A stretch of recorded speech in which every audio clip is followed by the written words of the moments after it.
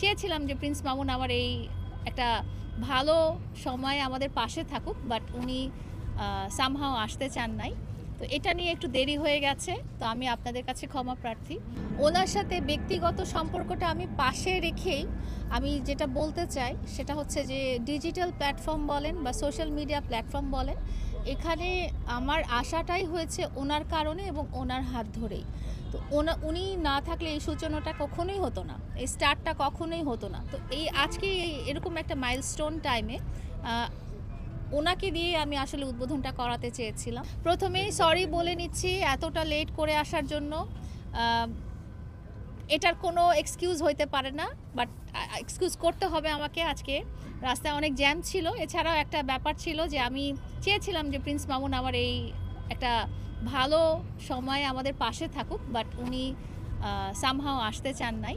তো এটা নিয়ে একটু দেরি হয়ে গেছে, তো আমি আপনাদের কাছে ক্ষমা প্রার্থী। আজকে আমি এখানে আপনাদের সবাইকে ধন্যবাদ জানাচ্ছি। এতজন মানুষ, আপনারা ভালোবাসার মানুষ সবাই, আমার একটা বিশেষ জার্নির বিশেষ মুহূর্তে আপনারা আমাদের সাথে আছেন।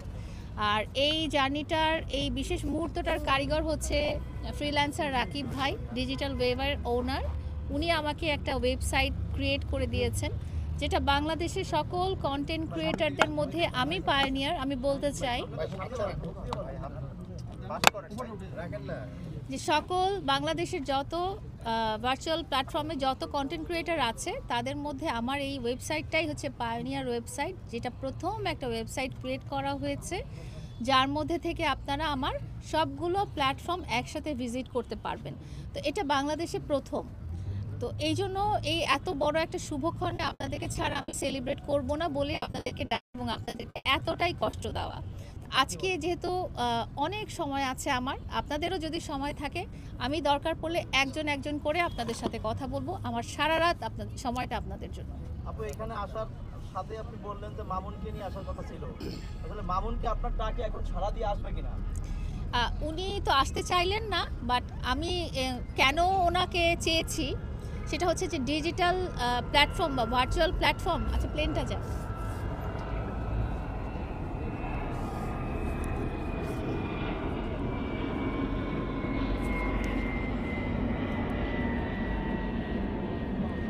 এত কিছুর পরও আপনি মামুনকে কেন ডাকেন? আপনি ওনার সাথে ব্যক্তিগত সম্পর্কটা আমি পাশে রেখেই আমি যেটা বলতে চাই সেটা হচ্ছে যে ডিজিটাল প্ল্যাটফর্ম বলেন বা সোশ্যাল মিডিয়া প্ল্যাটফর্ম বলেন, এখানে আমার আশাটাই হয়েছে ওনার কারণে এবং ওনার হাত ধরেই।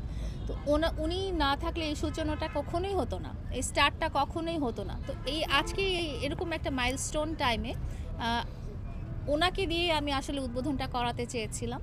ওনাকে হাম্বল রিকোয়েস্ট করেছিলাম যে উনি যেন আসেন, বিকজ এটা আমার জীবনে একটা বড় একটা মুহূর্ত এবং আমার মনে হয় কন্টেন্ট ক্রিয়েটারদের জন্য এটা একটা মাইলস্টোন। না, মামুনকে এখানে আনার জন্য 3 ঘন্টা সাংবাদিকদের বসে রাখছেন আপনি? না, এটা আসলে শুধু ওনাকে আনার জন্য 3 ঘন্টা বসিয়ে রাখিনি।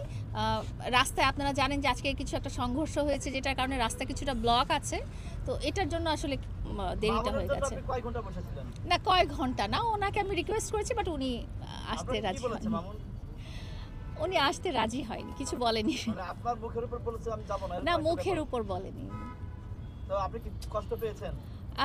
আসলে যদি ব্যক্তিগত সম্পর্কের কথা নিয়ে আসি এখানে, তাহলে এটাই খুব স্বাভাবিক ব্যাপার ছিল যে উনি আসবেন না, এটাই স্বাভাবিক। এর আর পরবর্তী সময় কি আবার নতুন কোনো উদ্যোগে বা নতুন কোনো কিছু হলে কি মামুনকে ডাকবেন নাকি এখনই? যেটা হচ্ছে যে সোশ্যাল মিডিয়া বা ডিজিটাল প্ল্যাটফর্মটা যেটা বললাম যে এটার সূচনা যেটা, সেটা তো আজকে হলো। এরপরে আর কিছু কি করার আছে? আমার মনে হয় না আর কিছু করার আছে। আচ্ছা, আপনি আজকে বাংলাদেশের দাবি করছেন যে প্রথম কন্টেন্ট ক্রিয়েটর হিসেবে আপনি ওয়েবসাইট লঞ্চিং করলেন।